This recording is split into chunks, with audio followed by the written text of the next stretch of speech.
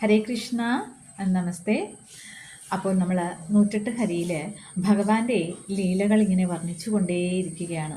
മനോഹരമായ ഓരോരോ ലീലകൾ. ഇന്നലെ നമ്മൾ പൂതനാമോഷമാണ് 2 വരിയിൽ കൂടെ പൂന്താനം നമ്പൂതിരിപ്പാട് നമുക്ക് കാണിച്ചു തന്നത്. ഇന്ന് നമുക്ക് അടുത്ത ശ്ലോകം നോക്കാം. അത് ഇപ്രകാരമായിരുന്നു: കാറ്റായി വന്നോരു മാറ്റാനെയും കൊന്നു, ചാടായി വന്നോനെയും കൊന്ന കൃഷ്ണ ഹരി.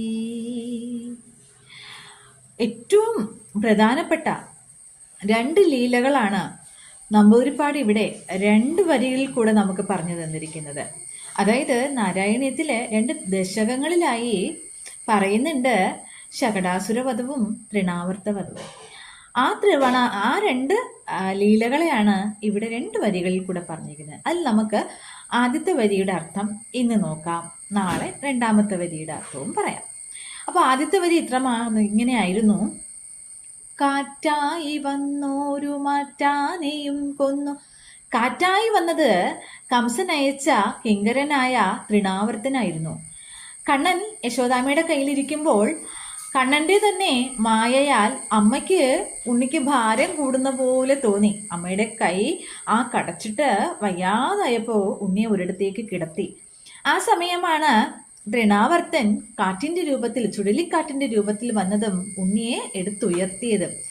ഭഗവാൻ എന്ത് ചെയ്തു? തൃണാവർത്തന് താങ്ങാൻ കഴിയാത്ത വിധം ഭാരം കൂട്ടി തൃണാവർത്തന്റെ കഴുത്തിന് പിടിച്ചു. തൃണാവർത്തന് ശ്വാസം മുട്ടി. അങ്ങനെ തൃണാവർത്തൻ പിടഞ്ഞ് ഒരു പാറമേൽ വന്ന് പതിക്കുകയായിരുന്നു. അവിടുന്ന് തൃണാവർത്തന് മോക്ഷം ലഭിച്ചു എന്നുള്ളതാണ്. അപ്പോൾ നോക്കൂ, ഒരു കാറ്റ് എന്ന് പറയുന്നത് നമ്മുടെ മനസ്സിനെയും കൂടെയാണല്ലേ. നമ്മുടെ മനസ്സും ചഞ്ചലപ്പെട്ടുകൊണ്ടിരിക്കുകയാണ്. അതിലെപ്പോഴും അഹങ്കാരവും സ്വാർത്ഥതയും ഞാനെന്ന ഭാവവും ഒക്കെ ഇങ്ങനെ ഉണ്ടായിട്ടുണ്ടല്ലേ.